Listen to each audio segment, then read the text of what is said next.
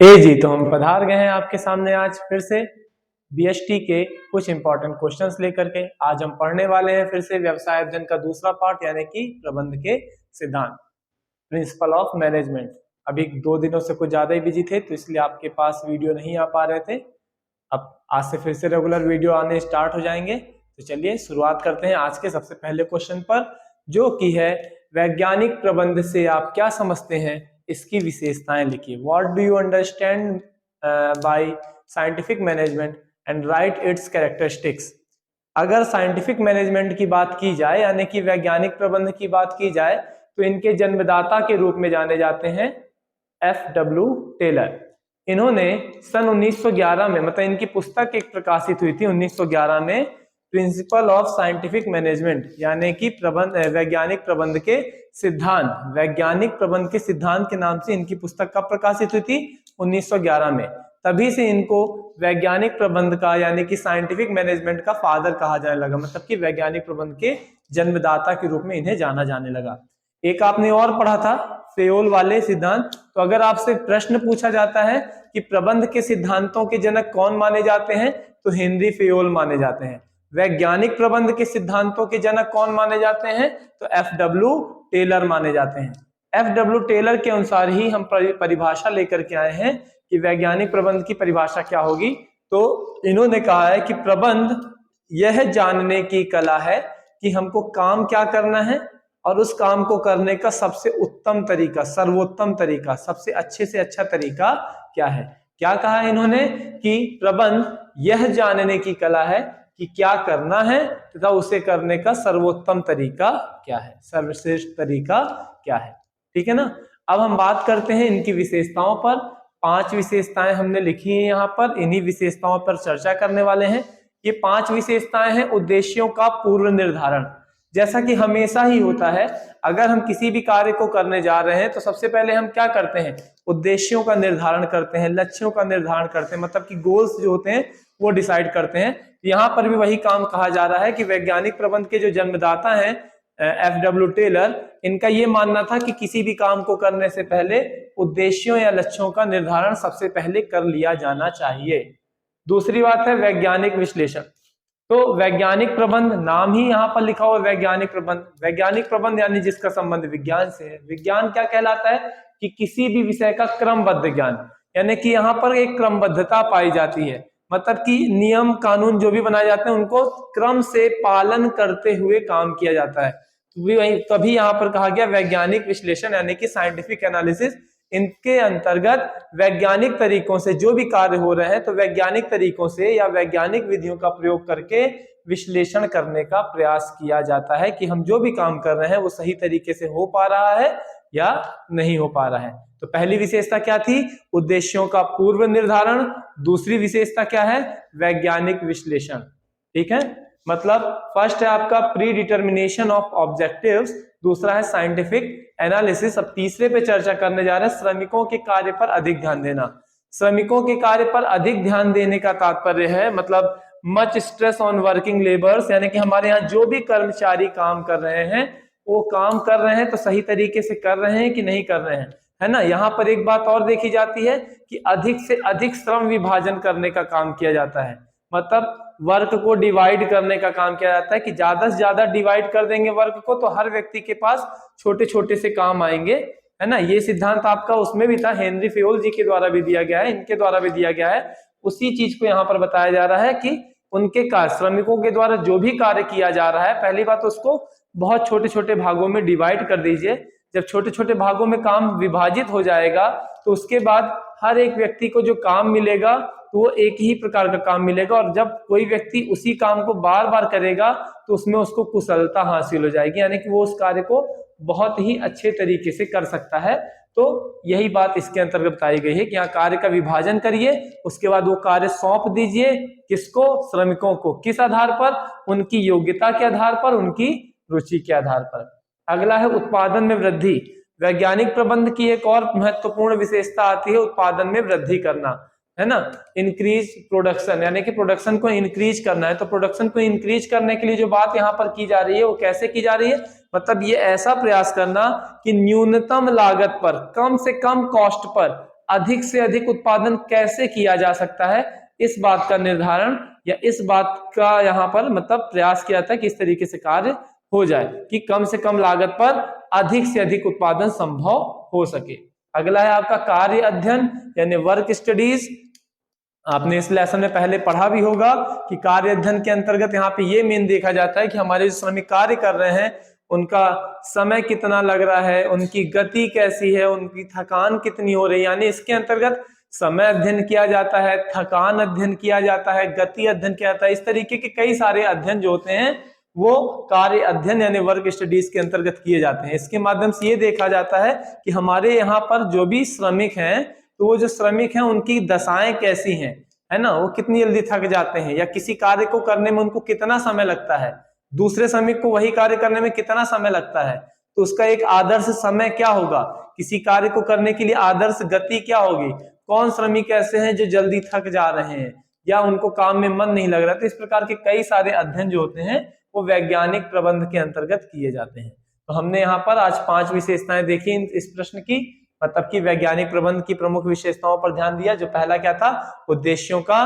पूर्व निर्धारण, दूसरा क्या था, वैज्ञानिक विश्लेषण, तीसरा क्या था, श्रमिकों के कार्य पर अधिक ध्यान देना, चौथा क्या था आपका, तो चौथा था इंक्रीज इन प्रोडक्शन यानी कि उत्पादन में वृद्धि, और पांचवा था आपका अध्ययन करना किसका, उनके कार्यों का, श्रमिकों के कार्यों का अध्ययन करना। तो इन पांचों का आप स्क्रीनशॉट ले लें। अब हम आ गए हैं आज के दूसरे प्रश्न की ओर, जो कि है प्रबंध के सिद्धांत यानी वैज्ञानिक प्रबंध के सिद्धांतों को समझाइए, यानी explain the principles of scientific management. हमने यहाँ पर 5 सिद्धांत लिखे हैं और आज हम इन्हीं 5 सिद्धांतों पर चर्चा करने वाले हैं। ये जो पांचों के 5 सिद्धांत हैं ये वैज्ञानिक प्रबंध के जन्मदाता मतलब कि फादर ऑफ साइंटिफिक मैनेजमेंट यानी कि FW टेलर जी के द्वारा प्रदान किए गए हैं। सबसे पहला नियम है विज्ञान अंगूठा टेक नियम नहीं है। तो जो वैज्ञानिक प्रबंध के जन्मदाता हैं यानी कि जो FW टेलर हैं, उन्होंने कहा है कि विज्ञान जो है वो एक पद्धति है, ना कि एक अंगूठा टेक नियम। उनका ये मानना था कि अगर निश्चित नियमों और सिद्धांतों के आधार पर काम किया जाएगा, एक सही प्रक्रिया, एक सही क्रियाविधि को का पालन करते हुए अगर हम कोई भी काम करेंगे तो हम अपने खर्चों को बचा सकते हैं। जैसे कि मान लीजिए कि एक लोहे की रॉड बनाने वाली फैक्ट्री है, तो उन्होंने कहा यानी टेलर ने एक एग्जांपल दिया कि अगर लोहे की रॉड को बनाकर अच्छे तरीके से पैकिंग करके उसको बड़े बड़े ट्रकों में जो लोडिंग की जाती है वो भी अगर निश्चित नियमों और सिद्धांतों के अनुसार की जाए तो समय भी बचाया जा सकता है, श्रम भी बचाया जा सकता है और साथ साथ लागत में भी कमी आएगी, क्योंकि इससे खर्चे क्या होंगे, कम होंगे, टूट फूट से अपन बच सकते हैं। तो उनका ये कहना था कि विज्ञान को एक पद्धति के तरीके से अगर अपन उपयोग करें, है ना, तो ये हम सभी के लिए जो रहता है वो लागत को कम करने वाला होता है। इसीलिए उन्होंने कहा कि विज्ञान एक पद्धति है, ना कि अंगूठा टेक नियम। दूसरा नियम आता है एकता ना कि टकराव, हार्मोनी नॉट डिस्कार्ड, है ना। इस सिद्धांत को मानसिक क्रांति के सिद्धांत के नाम से भी जाना जाता है और ये बहुत ही ज्यादा इंपॉर्टेंट है, क्योंकि अगर 2 नंबर में क्वेश्चन आता है तो कई बार पूछा गया है कि मानसिक क्रांति के सिद्धांत को समझाइए, explain the principle of mental revolution. तो मानसिक क्रांति के सिद्धांत को मैं समझाने का प्रयास कर रहा हूं, थोड़ा आप भी प्रयास कीजिएगा समझने का। FW टेलर जी का मानना था कि संस्था यानी हमारी कंपनी या संस्था जो भी है उसमें जो भी प्रतिकूल परिस्थितियां हैं, अगर हम वैज्ञानिक प्रबंध के नियमों का उपयोग करते हैं तो उन प्रतिकूल परिस्थितियों को हम अपने अनुकूल बना सकते हैं, यानी कि अपने अनुसार बना सकते हैं। मालिक और कर्मचारी इन दोनों के बीच में एक कड़ी के रूप में काम करने वाला व्यक्ति होता है जिसे हम प्रबंधक कहते हैं। जो मालिक है, जो कर्मचारी है, मालिक और कर्मचारी के बीच में एक कड़ी के रूप में काम कौन करता है, प्रबंधक करता है। प्रबंधक के पास संपूर्ण अधिकार होते हैं। क्यों होते हैं, तो इसलिए होते हैं क्योंकि प्रबंधक को अपने समस्त कर्मचारियों से काम करवाना होता है। लेकिन अगर वो उनसे काम करवा रहा है लेकिन मानवतापूर्ण व्यवहार नहीं कर रहा है, तो इस तरीके से कर्मचारी और प्रबंधक इन दोनों के बीच में टकराव की स्थिति उत्पन्न होगी और इसके साथ साथ जो ऊपर मालिक बैठा है उसके साथ भी टकराव की स्थिति पैदा हो सकती है। तो यहाँ पर इन्होंने कहा है कि भैया टकराव अगर हम सभी के बीच में रहेगा तो ये टकराव से काम बनने वाला नहीं है। काम हमारा तभी बनेगा जब ये तीनों में किसमें मालिक में, प्रबंधक में और कर्मचारी में, इन तीनों में जब तक एकता नहीं होगी तब तक कोई भी काम संभव नहीं है। मतलब किसी भी काम को सही तरीके से पूरा नहीं किया जा सकता है। तो एकता ना कि टकराव के अंतर्गत इन्होंने बताया था, यानी कि मानसिक क्रांति के सिद्धांत के अंतर्गत इन्होंने बताया था कि वैज्ञानिक प्रबंध के नियमों का सही तरीके से पालन करते हुए, यानी कि साइंटिफिक मैनेजमेंट के रूल्स का पालन करते हुए, वैज्ञानिक प्रबंध के नियमों का पालन करते हुए हम लोगों के अंदर क्या कर सकते हैं, मतलब हमारे पास जो प्रतिकूल परिस्थितियां उनको हम अनुकूल बना सकते हैं। यानी कि हमारे जो कर्मचारी हैं, प्रबंधक हैं और जो मालिक हैं, उनके बीच में एकता स्थापित की जा सकती है। और एकता है तो एकता में ही शक्ति होती है और इसी शक्ति के आधार पर काम आराम से कराया जा सकता है। जो तीसरा सिद्धांत है वो भी कहीं ना कहीं इसी के आधार पर ही, मतलब कि मानसिक क्रांति के सिद्धांत से ही प्रेरित है, सहयोग ना कि व्यक्तिवाद।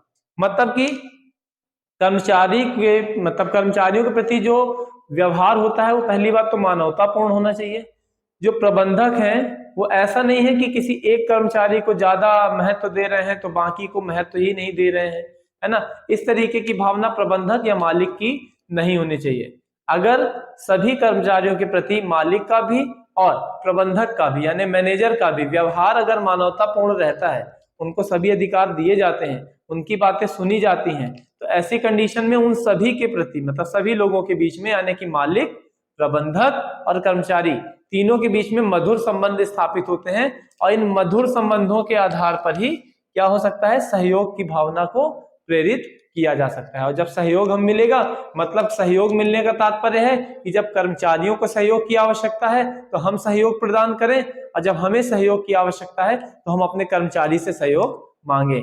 अगर हमारे बीच में मधुर संबंध है तो इनका कहना था, यानी कि फेयोल जी का कहना था कि FW टेलर जी का कहना था कि अगर मालिक और प्रबंधक और कर्मचारी इन सभी के बीच में मधुर संबंध है तो जब जिसके सहयोग की आवश्यकता होगी तो वो व्यक्ति सहयोग करने के लिए सदैव तत्पर रहेगा। चौथी बात आती है, चौथा सिद्धांत आता है अधिकतम उत्पादन का सिद्धांत, यानी कि प्रिंसिपल ऑफ मैक्सिमम आउटपुट। तो भैया अधिकतम उत्पादन की अगर बात करें तो यहां पर बताया गया है, जो कि पहले विशेषता में भी बताया गया था कि FW टेलर जी के अनुसार अगर वैज्ञानिक प्रबंध के नियमों का सही तरीके से पालन किया जा रहा है तो उस नियमों का पालन करते हुए हम कम से कम लागत पर, यानी कि न्यूनतम लागत पर अधिक से अधिक उत्पादन करने में सक्षम हो सकते हैं। यानी कि कम कॉस्ट लगा करके हम मैक्सिमम आउटपुट क्या कर सकते हैं, प्राप्त कर सकते हैं। और अगर उत्पादन में वृद्धि होती है यानी प्रोडक्शन हमारा इंक्रीज होता है तो स्वाभाविक सी बात है प्रॉफिट भी बढ़ेगा, यानी कि लाभ में भी क्या होगी, वृद्धि होगी। और लाभ में वृद्धि होगी तो लाभ का वितरण किसमें किया जाएगा, मालिक, प्रबंधक और कर्मचारी में। मतलब कि अगर थोड़ा सा लाभ होगा तो तीनों को थोड़ा थोड़ा लाभ मिलेगा, ज्यादा लाभ होगा तो फिर तीनों के लाभ में कुछ ना कुछ वृद्धि होगी। मालिक के लाभ में वृद्धि होगी तो इनकी सैलरी में वृद्धि होगी प्रबंधक की, और जो कर्मचारी काम कर रहे हैं उनकी वेजेस यानी मजदूरी में वृद्धि होगी। क्योंकि भाई जब ज्यादा लाभ हो रहा है तो किसके कारण हो रहा है, हमारे कर्मचारियों के कारण हो रहा है। कहीं ना कहीं मैनेजर का भी इसमें हाथ है, कहीं ना कहीं इसमें मालिक का भी हाथ है ना। तो इसलिए जब अधिकतम उत्पादन होगा तो लाभ भी अधिकतम होगा, और जब अधिकतम लाभ होगा तो उसको जब वितरित किया जाएगा, विभाजित किया जाएगा, तो तीनों के लाभों में वृद्धि भी अवश्य होगी। लास्ट हमारा है योजना के अनुसार क्रियान्वयन। तो ये तो आप पहले से पढ़ रहे हैं कि सबसे पहले, मतलब फर्स्ट डे से पढ़ते आ रहे हैं कि सबसे पहले एक योजना का निर्माण करें। योजना का निर्माण करने के बाद उसी योजना के अनुरूप लक्ष्यों को प्राप्त करने का क्या करना चाहिए, हमें प्रयास करना चाहिए। अब लक्ष्यों को प्राप्त करने के लिए प्रमाप निर्धारित किए जाते हैं वैज्ञानिक प्रबंध के अनुसार कि भैया ये काम इतने समय में इस तरीके से पूरा हो जाना चाहिए। तो उन प्रमापों का उपयोग करते हुए हमें निर्धारित समय में अपनी योजना के अनुसार लक्ष्यों को प्राप्त करना है और सारे उद्देश्यों की पूर्ति करनी है। ये थे आपके आज के इनके 5 सिद्धांत, वैज्ञानिक प्रबंध के 5 सिद्धांत। इतने सिद्धांत थे वैज्ञानिक प्रबंध के, मतलब कि वो चाहते थे कि विज्ञान की समस्त पद्धतियों का उपयोग हो, विज्ञान कोई अंगूठा टेक नियम नहीं है। वो चाहते थे कि कर्मचारियों के बीच में, सिर्फ कर्मचारी नहीं, कर्मचारी और मालिक और प्रबंधक तीनों के बीच में एकता रहे, टकराव की स्थितियां पैदा ना हो, है ना। वो चाहते थे कि हमको यानी मालिक को कर्मचारियों का और कर्मचारियों को मालिक का क्या कहे, सहयोग मिलता रहे, है ना। अधिक से अधिक उत्पादन हो सके न्यूनतम लागत पर, हमारी योजनाओं के अनुसार काम हो सके। इतना सब होने के बावजूद जो श्रमिक वर्ग था उन्होंने इस वैज्ञानिक प्रबंध के सिद्धांतों का विरोध भी किया था। तो अब हम अगला प्रश्न यही पढ़ने जा रहे हैं कि वैज्ञानिक प्रबंध के जो नियम हैं, इन नियमों का श्रमिकों के द्वारा विरोध क्यों किया गया। लेकिन उससे पहले आप इसका स्क्रीनशॉट ले लीजिए।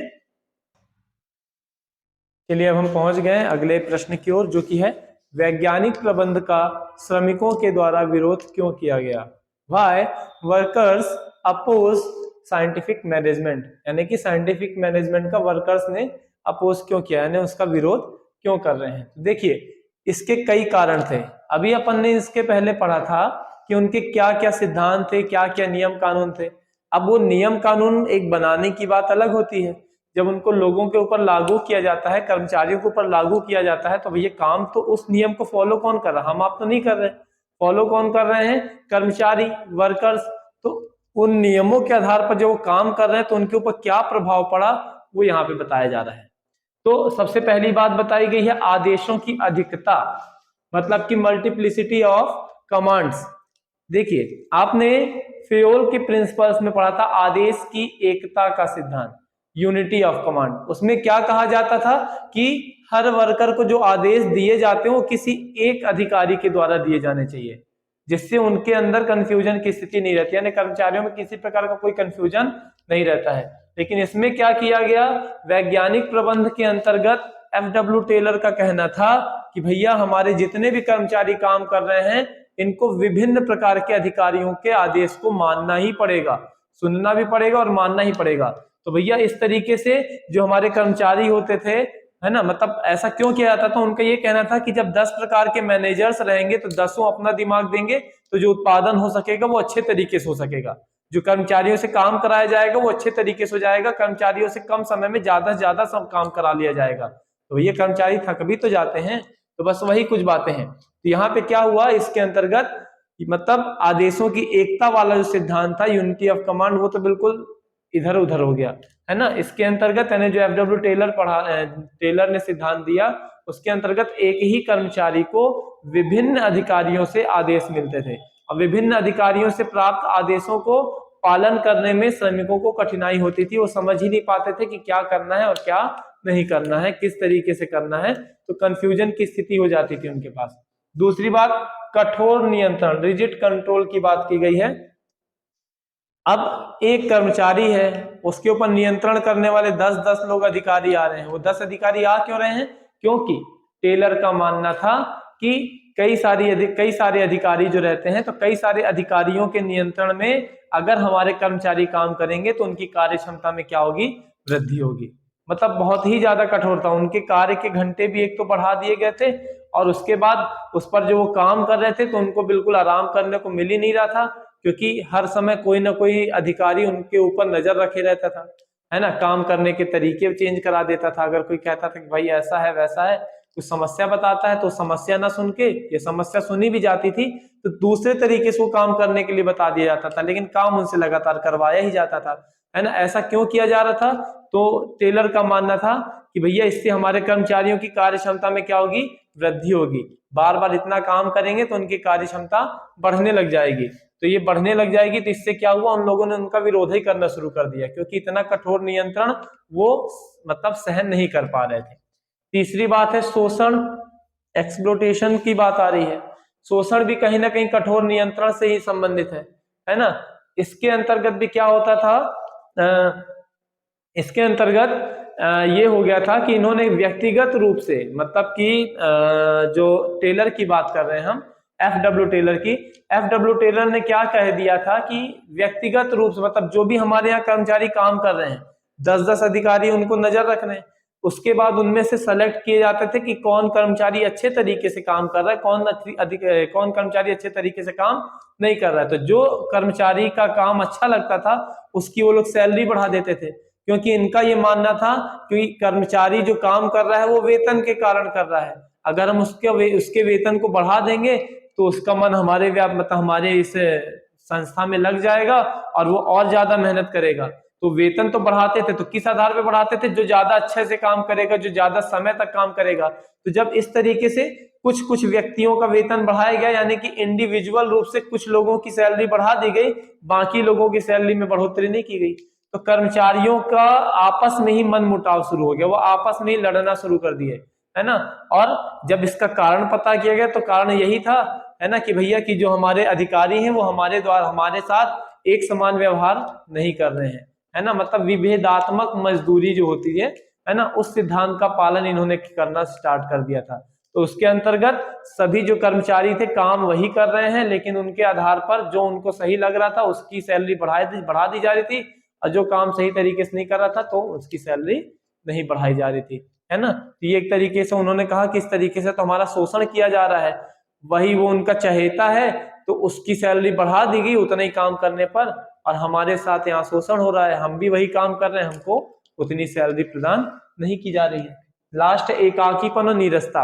श्रम विभाजन के सिद्धांत के अनुसार आपको बताया गया ना कि एक ही कार्य को कई मतलब भागों में विभाजित कर दिया जाए, उसके बाद लोगों की रुचि और योग्यता के अनुसार उनको कार्य सौंपा जाए, ऐसा बताया गया था ना पिछले क्वेश्चंस में भी, है ना, श्रम विभाजन के सिद्धांत में भी बताया गया था पिछले दिनों में भी, है ना।